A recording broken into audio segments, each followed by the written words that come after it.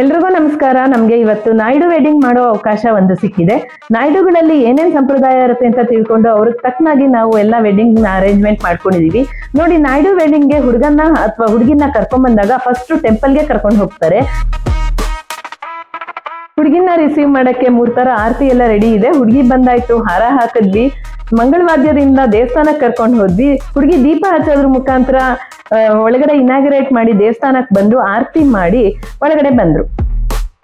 Next ಈಗ ಹುಡುಗನ್ ಕಡೆಯವ್ರ entry ಆಗ್ತಿದೆ. ಗ್ರ್ಯಾಂಡ್ ಎಂಟ್ರಿ ಆಯ್ತು. ಹುಡುಗನ್ ಕಡೆದು ಹಾರ ಹಾಕಿ ರಿಸೀವ್ ಮಾಡಿದ್ವಿ.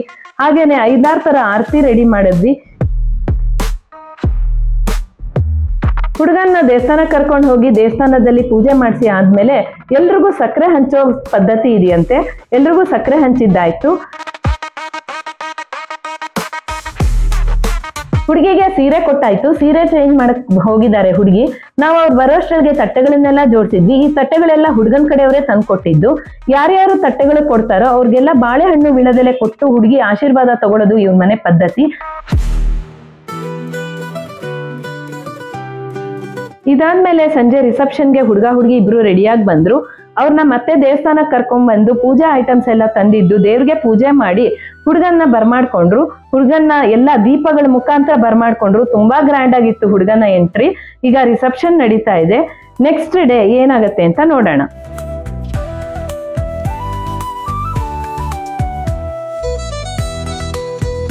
ಅರೇ ದಿವಸ ಕಾರ್ಯಕ್ರಮ ಹಳದಿಯಿಂದ ಸ್ಟಾರ್ಟ್ ಆಗತ್ತೆ.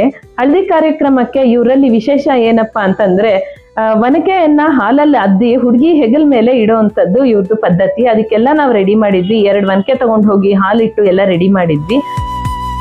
ಅದಾದ್ಮೇಲೆ ಲಕ್ಷ್ಮೀ ಪೂಜೆ ಅಂತ ಇರುತ್ತೆ. ಲಕ್ಷ್ಮೀ ಪೂಜೆಗೂ ಒಂದು ಲಕ್ಷ್ಮಿನ ಕೂಡಿಸಿ ಅಲಂಕಾರ ಮಾಡಿ ಪೂಜಾ ಐಟಮ್ಸ್ ಎಲ್ಲ ಸೆಟಪ್ ಮಾಡಿ ರೆಡಿ ಮಾಡಿದ್ವಿ. ಅದಾದ್ಮೇಲೆ 5 ಕಲಶ ಇಟ್ಟು ಅದಕ್ಕೆಲ್ಲ ನವಗ್ರಹ ಪೂಜೆ ತರ ಮಾಡ್ಬೇಕಂತೆ. ನವಗ್ರಹ ಐಟಮ್ಸ್ 5 ಕಲಶ ಎಲ್ಲ ತಗೊಂಡು ಹೋಗಿದ್ವಿ. ಅದನ್ನು ಕೂಡ ರೆಡಿ ಮಾಡಿ ಇಟ್ಟಿದ್ವಿ. ಇನ್ನೇನ್ ಧಾರೆ ಕಾರ್ಯಕ್ರಮ ಆಗ್ಬೇಕು ಅನ್ನೋಷ್ಟೊತ್ತಿಗೆ ಇದೆಲ್ಲ ರೆಡಿ ಇತ್ತು.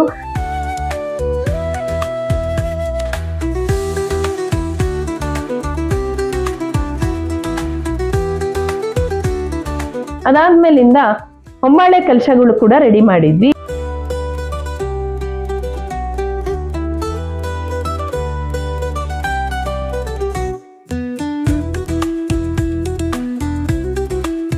ಇದಾದ್ಮೇಲೆ ಕಾಶಿ ಯಾತ್ರೆಗೆ ರೆಡಿ ಮಾಡ್ಬೇಕಾಗಿ ಬಂತು. ಕಾಶಿ ಯಾತ್ರೆಗೆ ಛತ್ರಿ, ಕೋಲು, ಕಾಯಿ, ಬೀಸನ್ಗೆ ಎಲ್ಲ ತಗೊಂಡು ಹೋಗಿ ರೆಡಿ ಮಾಡಿದ್ವಿ. ಕಾಶಿ ಯಾತ್ರೆಗೆ ಮತ್ತೆ ದೇವಸ್ಥಾನಕ್ಕೆ ಕರ್ಕೊಂಡು ಹೋಗಿ ಕಾಲ್ ತೊಳೆದು ಕಾಶಿ ಯಾತ್ರೆಯಿಂದ ಹುಡುಗನ್ನ ಬರ್ಮಾಡ್ಕೊಂಡ್ರು.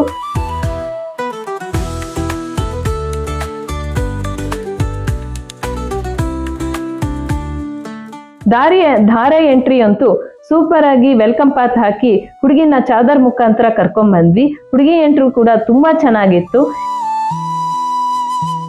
ಎಲ್ಲಾ ಸಂಬಂಧಿಕರು ಹುಡುಗ ಹುಡುಗಿನ ಕೂಡಿಸಿ ಅಕ್ಕಿ ಧಾರೆ ಅಂತ ಮಾಡ್ತಾರೆ. ಅದು ಕೂಡ ತುಂಬಾ ಚೆನ್ನಾಗಿ ನಡೀತು. ಇದಾದ್ಮೇಲಿಂದ ಮಾಮೂಲಿ ಸಪ್ತಪದಿ ಇದ್ದೇ ಇತ್ತು. ಎಲ್ಲಾ ವೆಡ್ಡಿಂಗ್ ಅಲ್ಲೂ ಸಪ್ತಪದಿ ಇದ್ದೇ ಇರುತ್ತೆ. ಸಪ್ತಪದಿ ಕಾರ್ಯಕ್ರಮ ಕೂಡ ಚೆನ್ನಾಗಿ ನಡೀತು. ನಿಮ್ಮಲ್ಲೂ ಏನಾರ ನಾಯ್ಡು ವೆಡ್ಡಿಂಗ್ ಮಾಡ್ತಿದ್ದೀರಾ? ಸಪ್ತಪದಿ ಕ್ರಿಯೇಷನ್ಸ್ ನ ಕಾಂಟ್ಯಾಕ್ಟ್ ಮಾಡಿ.